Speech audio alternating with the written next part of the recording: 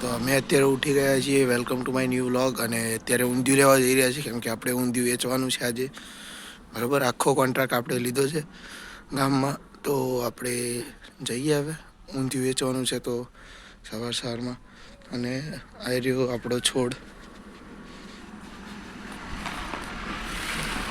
હવે આપણે ફટાફટ બેસીને જઈએ. તો મિત્રો, અમે અત્યારે રેડી થઈ અને અહીંયા માલ ભરી રહ્યા છીએ. જો આપ જોઈ શકો છો, આ છે કંદોઈ સ્વીટ, લીલવાની કચોઈ બધું. ને આપણે જોઈ શકો છો આ ફાફડા ભરાઈ ગયા છે. અને આ છે અંદર ઊંધિયું. સરસ મજાનું ઊંધિયું છે. તો મિત્રો, અહીંયા પાછળ ફાફડા જલેબી ઊંધિયું બધું ભરાઈ ગયું છે. ને અહીંયા આપણે આ રમકડા લઈ લીધા છે, આપ જોઈ શકો છો. બે મસ્ત ક્યુટ અને એની સાથે જ હવે અહીંયાથી દૂધ છાશ ભરશું અમે. તો હવે અમે બધું સામાન લઈ લીધું છે અને હવે અમે ગામે જઈ રહ્યા છીએ. અને પપ્પાએ ઉત્તરાયણના લીધે કેટલા લઈ લીધા તમે? 700 રૂપિયા. અને 800 રૂપિયા. સરસ. અને ઉસપે પાછળ લઈ ગયા છે. અને મમ્મી તમે જોઈ શકો છો કમ્પ્લીટ ચાલો બની જાય છે. ઠંડી વધારે છે. તિરુપતિ નેશનલ પાર્ક આવી ગયો છે. અમારા ઘરનો અડધો રસ્તો થઈ ગયો છે.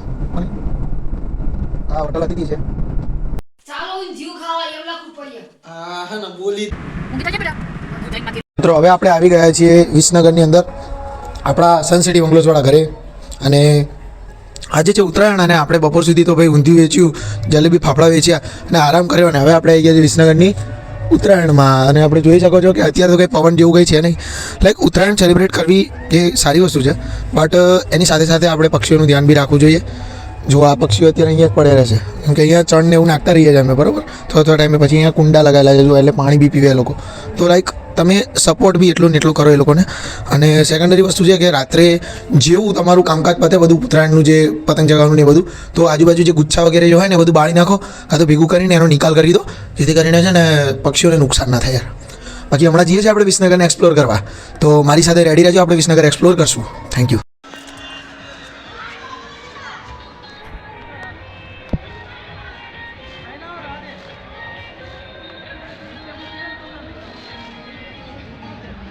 એ બહુ સમય હતો યાર એક, જ્યારે આપણને પણ ઉત્તરાયણનો એટલો જ બધો શોખ ને એટલો જ બધો ઉત્સાહ હતો. બટ લાઈક જેમ જેમ એજ આગળ જાય ને એમ એમ આ બધાનો ઉત્સાહ ઘટતો ગયો. લાઈક એબ્રોડ ભણતા મારા ભાઈબંધો, મારા ભાઈઓ, એ લોકો તો યાર મને આજે ફીલ થાય છે કે એ લોકો કેટલું મિસ કરતા હશે આ બધું. આપણે તો અહીંયા જ છીએ તો બી આપણને આમ કરો ના કરો ફેસ્ટિવલ એન્જોય, પણ એ લોકોને તો યાર કેટલી ઈચ્છા થતી હશે કે હું બી મારી ફેમિલી જોડે એન્જોય કરું. બટ લાઈક એ લોકો ઇમોશનલી તો પોસિબલ જ નથી કે કરી શકે એવું કંઈ બી. ભલે ત્યાં એ લોકો ગમે એવા નાના નાના ફેસ્ટિવલને એન્જોય કરે અંદરના અંદર, ઇન્ડોર અથવા તો આઉટડોર થોડું ઘણું બી એબ્રોડમાં, બટ લાઈક અહીંયા જેવી મજા તો ના જ આવે ને યાર. સો ખરેખર એ સ્ટુડન્ટ્સોને અને એ વર્કર્સને તો ભાઈ સલામ છે બોસ. તો ભાઈ આપણે નક્કી કર્યું ભાઈ આપણે થોડા સૂઈ જઈએ અહીંયા આરામ કરી લઈએ અને પછી જઈએ. તો હવે આપણે આ વૃક્ષનો છોડ છે, આ છોડને કમ્પ્લીટ પ્લાન્ટેશન કરી દઈએ અહીંયા આપણા કોમન પ્લોટની અંદર.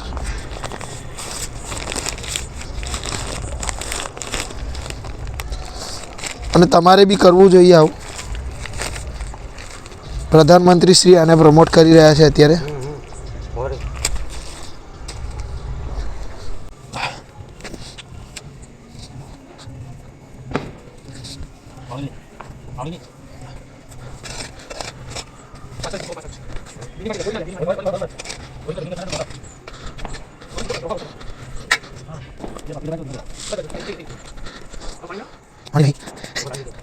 તો મિત્રો, હવે આપણે ઉપર સૂવા માટે આવી ગયા છીએ, બરાબર.